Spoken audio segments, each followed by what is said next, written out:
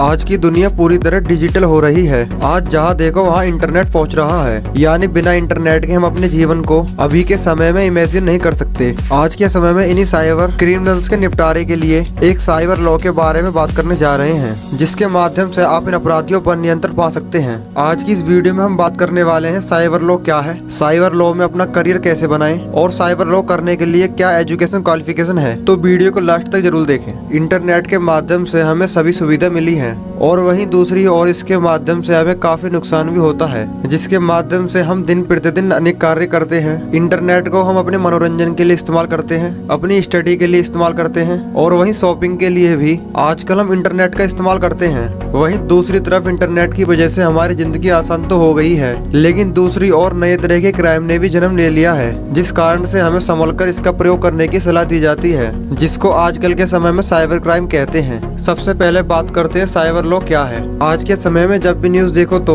एक न्यूज जरूर सामने आती है कि आज किसी ने किसी का वेबसाइट हैक कर लिया है, या किसी के सोशल मीडिया अकाउंट में से उसके प्राइवेट डॉक्यूमेंट्स निकाल लिए हैं, या ऑनलाइन पेमेंट करने के दौरान दूसरे के बैंक अकाउंट में पैसे चले गए हैं। तो यह सब भी इंटरनेट के माध्यम से होता है, जिसे हम साइबर क्राइम कहते हैं, जो कि बहुत ही खतरनाक क्राइम में से एक माना जाता है। और ऐसे क्रिमिनल्स के निपटारे के लिए आज दुनिया भर में राष्ट्रीय और अंतर्राष्ट्रीय कानून भी बनाए गए हैं, जिसके द्वारा इन साइबर क्रिमिनल्स को सजा दी जा सके। साइबर लॉ, जिसे हम आमतौर पर साइबर क्राइम लॉ भी कहते हैं, जो कंप्यूटर हार्डवेयर और सॉफ्टवेयर, इंटरनेट और नेटवर्क के साथ ही इस्तेमाल में आते हैं। इसका काम ऑनलाइन आपराधिक गतिविधियों पर जांच करना और साइबर अटैक जैसे क्राइम के नुकसान से बचने में मदद करना और पकड़े जाने पर उन पर कार्रवाई करना होता है। आज के समय में हर किसी का पर्सनल डाटा बहुत इंपॉर्टेंट हो चुका है, इसलिए पूरी दुनिया में अपने देशों में साइबर लॉ को बनाया गया है, ताकि हो रही इंटरनेट फ्रॉड या इंटरनेट क्रिमिनल्स को पकड़ा जा सके, क्योंकि हर देश का डाटा बहुत इंपॉर्टेंट होता है। अब बात करते हैं साइबर लॉ के लिए योग्यता क्या है। अगर आप साइबर लॉ में करियर बनाना चाहते हैं तो इसके लिए आपके पास काफी तरह की योग्यता होनी चाहिए, क्योंकि साइबर लॉ में करियर बनाना इतना आसान नहीं है। इसके लिए भी काफी ज्यादा मेहनत करनी पड़ती है। साइबर लॉ के फील्ड में कदम रखने के लिए आपके पास सबसे पहले 12वीं कक्षा पास करनी अनिवार्य है। उसके साथ 5 वर्षीय LLB कोर्स भी कर सकते हैं। अगर आप ग्रेजुएशन कर लेते हैं तो भी आप LLB का 3 वर्षीय कोर्स कर सकते हैं, जो कि साइबर लॉ कोर्स के लिए इम्पोर्टेंट है। LLB कोर्स करने के बाद आपको साइबर लॉ में स्पेशलाइज्ड डिग्री या कोर्स करना अनिवार्य है, और आप टेक्नोलॉजी फ्रेंडली भी होने चाहिए, तभी आप अपना करियर साइबर लॉ में बना सकते हैं। अब बात करते हैं साइबर लॉ के कोर्सेज के बारे में। आज जब भी हम इस क्षेत्र में अपना कदम रखते हैं तो सबसे पहले हमारे मन में यही प्रश्न आता है कि हम कौन सा कोर्स करें। तो दोस्तों, सबसे पहले जानते हैं कि डिप्लोमा में साइबर लॉ के लिए कितने कोर्स होते हैं। तो इसमें भी बहुत सारे कोर्स होते हैं जो अलग अलग फील्ड के लिए होते हैं। आपको जिस भी फील्ड में आना है उसी कोर्स को चुने। Diploma in cyber law, PG diploma in cyber law,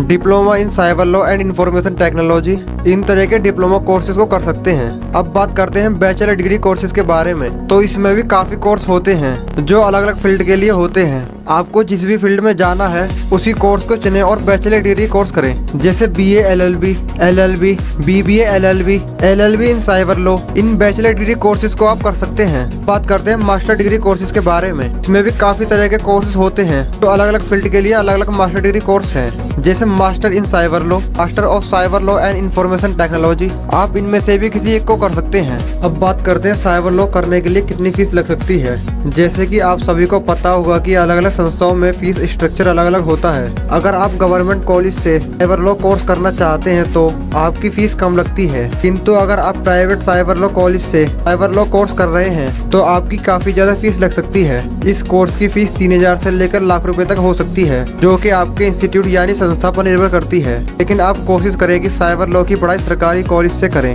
अब बात करते हैं साइबर लॉ कॉलेज में एडमिशन के प्रोसेस के बारे में। दोस्तों, अगर आप एक अच्छे साइबर लॉ कॉलेज में पढ़ाई करना चाहते हैं तो इसके लिए आपको एंट्रेंस एग्जाम देना होता है। इसके बाद ही किसी अच्छे गवर्नमेंट कॉलेज में एडमिशन हो सकता है। लेकिन कुछ कॉलेज ऐसे होते हैं जिसमें आपके बिना एग्जाम दिए आप एडमिशन ले सकते हैं, और काफी सारे ऐसे कॉलेज भी हैं जो खुद का एंट्रेंस एग्जाम लेते हैं। इसके बाद ही आप इन कॉलेज में एडमिशन ले सकते हैं। तो आइए जान लेते हैं कि साइबर लॉ के लिए कौन कौन से एंट्रेंस एग्जाम हैं। TS law set, CLAT, AP law set, आप इन एग्जाम को दे सकते हैं। अब बात करते हैं साइबर लॉ में करियर स्कोप क्या है। दोस्तों, साइबर लॉ में बहुत तरह का करियर स्कोप है, बस आपको इसमें पढ़ाई अच्छे से करनी होती है। बाकी करियर स्कोप की बिल्कुल भी फिक्र ना करें। इसके अंदर काफी सारे फील्ड हैं जिसमें आप काम कर सकते हैं, जैसे cyber lawyer, cyber law expert, security auditor, cyber law lecturer, cyber legal adviser. आप इनमें से किसी को भी ज्वाइन कर सकते हैं। अब बात करते हैं best college for cyber law. अगर आप पढ़ाई किसी अच्छे कॉलेज से नहीं करते हो तो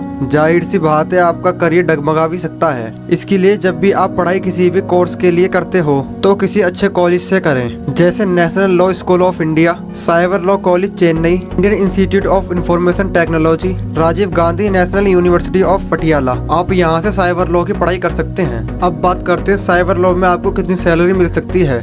अगर दोस्तों आप साइबर लॉ में पूरी मेहनत के साथ जॉब पा लेते हैं तो आपको वेतन की कभी भी फिक्र नहीं करनी पड़ती, क्योंकि इस फील्ड में आपको काफी अच्छा वेतन मिल सकता है। लेकिन यह डिपेंड करता है कि आप किस फील्ड में हैं, उसी हिसाब से आपकी सैलरी मिलती है। लेकिन अगर आप साइबर क्राइम के फील्ड में आते हैं तो आपकी शुरुआती सैलरी 20 से 25 हजार रुपए हो सकती है, जो समय और अनुभव के साथ में बढ़ती जाती है। अगर दोस्तों यह वीडियो आपको इन्फॉर्मेटिव लगे तो लाइक करना ना भूलें, चैनल को सब्सक्राइब करें और वीडियो को शेयर भी करें। मिलते हैं आपके साथ अगली वीडियो में, जब तक के लिए धन्यवाद।